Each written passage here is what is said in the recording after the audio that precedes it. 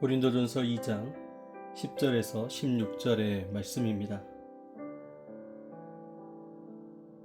오직 하나님이 성령으로 이것을 우리에게 보이셨으니 성령은 모든 것 곧 하나님의 깊은 것까지도 통달하시느니라. 사람의 일을 사람의 속에 있는 영 외에 누가 알리요? 이와 같이 하나님의 일도 하나님의 영 외에는 아무도 알지 못하느니라. 우리가 세상의 영을 받지 아니하고 오직 하나님으로부터 온 영을 받았으니 이는 우리로 하여금 하나님께서 우리에게 은혜로 주신 것들을 알게 하려 하심이라. 우리가 이것을 말하거니와 사람의 지혜가 가르친 말로 아니하고 오직 성령께서 가르치신 것으로 하니 영적인 일은 영적인 것으로 분별하느니라. 육에 속한 사람은 하나님의 성령의 일들을 받지 아니하나니 이는 그것들이 그에게는 어리석게 보이며 또 그는 그것들을 알 수도 없나니 그러한 일은 영적으로 분별되기 때문이라. 신령한 자는 모든 것을 판단하나 자기는 아무에게도 판단을 받지 아니하느니라. 누가 주의 마음을 알아서 주를 가르치겠느냐? 그러나 우리가 그리스도의 마음을 가졌느니라. 아멘.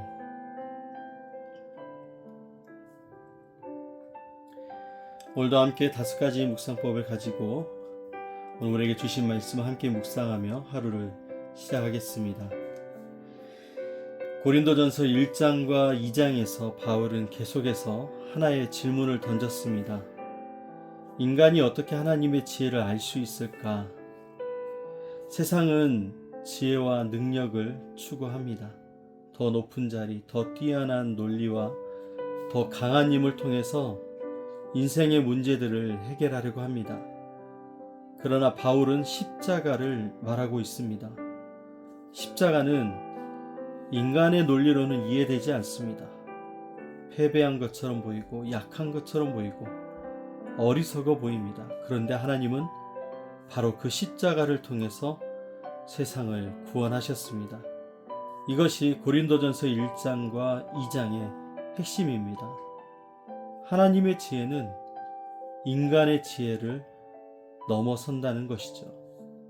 그리고 오늘 본문에서 바울은 그 하나님의 지혜를 누가 알 수 있는지를 설명해 주고 있습니다. 바로 오직 성령만이 하나님의 깊은 것을 아시고 성령을 받은 자만이 십자가의 의미와 하나님의 마음을 깨달을 수 있다는 것입니다. 그래서 신앙은 성령 안에서 하나님의 마음을 알아가는 삶입니다. 오늘 말씀을 통해서 성령께서 우리의 눈을 열어주시고 세상의 시선이 아니라 그리스도의 마음으로 살아가게 하시기를 바랍니다. 먼저 오늘 본문에 나타난 하나님은 어떤 하나님이실까요?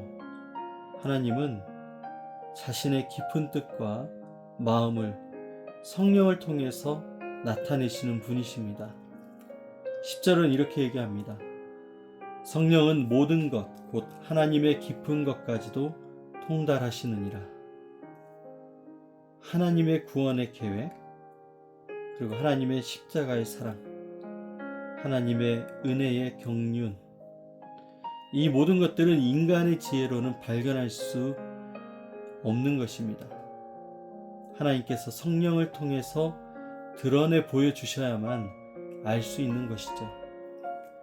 오늘 말씀은 하나님께서 우리에게 명령만 주시는 분이 아니라 자신의 마음을 알게 하기를 원하시는 분이라는 것을 오늘 말씀을 통해서 우리에게 알려주고 있습니다. 성령은 하나님의 깊은 마음을 오늘 우리에게 연결해 주시는 분이십니다. 오늘 하나님은 우리에게 지시하시는 말씀이 무엇일까요? 하나님은 세상의 기준이 아니라 성령의 인도하심을 따라 살아가라고 말씀하고 있습니다. 12절은 이렇게 얘기합니다. 우리가 세상의 영을 받지 아니하고 오직 하나님으로부터 온 영을 받았다고 얘기합니다. 성도는 더 이상 세상의 방식으로 살아가는 사람이 아닙니다. 세상은 계산하고 비교하고 자기의 힘으로 살아가라고 말하지만 하나님은 성령 안에서 은혜를 붙들며 살아가라고 말씀하고 있습니다. 그러므로 우리는 우리의 경험과 감정만 붙들고 살아서는 안 되고 성령께서 우리에게 보여주시는 그 하나님의 뜻을 따라 살아가야 합니다. 이것이 오늘 우리에게 말씀하시는 삶의 방향입니다. 오늘 우리가 말씀을 통해서 회개해야 될 부분은 무엇일까요? 우리는 하나님의 일을 자꾸만 우리의 인간의 기준, 세상의 기준으로 판단하려고 하는 그런 모습이 있습니다. 14절에서 이렇게 얘기합니다. 육에 속한 사람은 하나님의 성령의 일들을 받지 아니하나니. 우리의 눈앞에 있는 현실만 보고 판단하는 사람, 고난이 오면 실패라고 생각하고 응답이 늦어지면 하나님이 침묵하신다고 생각합니다. 오늘 우리 안에서 약한 부분들이 드러날 때마다 부끄럽게 여깁니다. 그러나 십자가는 세상에는 실패처럼 보였지만 하나님의 구원의 능력이 바로 십자가라는 것을 말씀합니다. 여러분, 오늘 우리는 어떤 시선으로 세상을 바라보고 또 하나님의 일을 대하고 있는지를 돌아봐야 됩니다. 세상의 시선으로 하나님의 일을 판단하고 있지는 않은지 돌아보면서 하나님 앞에 우리의 방향을 바르게 세워나가는 저와 여러분 되길 원합니다. 오늘 우리가 붙들어야 될 하나님의 약속은 무엇일까요? 16절은 이렇게 얘기합니다. 우리가 그리스도의 마음을 가졌느니라. 바로 성령께서 우리 안에 그리스도의 마음을 주신다는 약속입니다.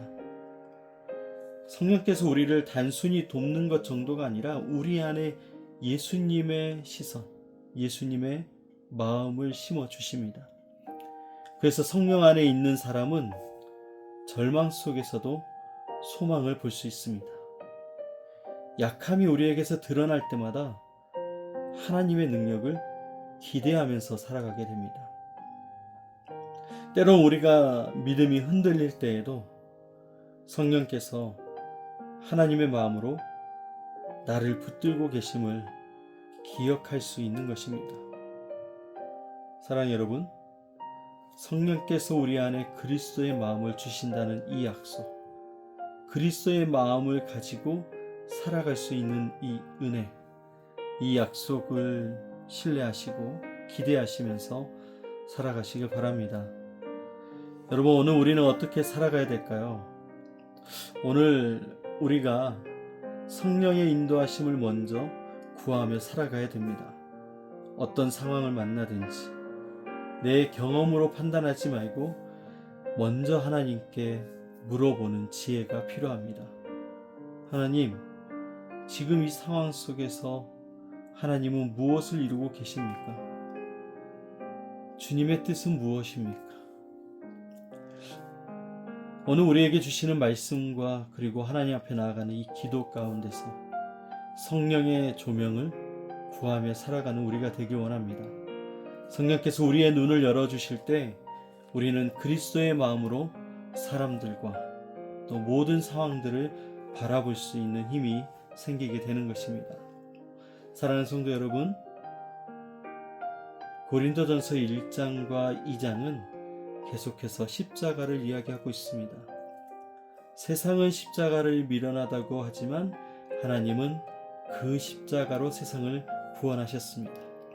그리고 오늘 본문은 그 십자가의 지혜를 누가 깨닫게 할 수 있냐면 바로 오직 성령만이 하나님의 깊은 것을 아시고 성령 안에 있는 사람만이 하나님의 마음을 깨달을 수 있다고 말씀합니다. 사랑하는 여러분, 성령 안에서 하나님의 마음을 알아가고 그리스도의 마음으로 살아가는 그 은혜의 삶을 살아가는 우리가 되길 원합니다.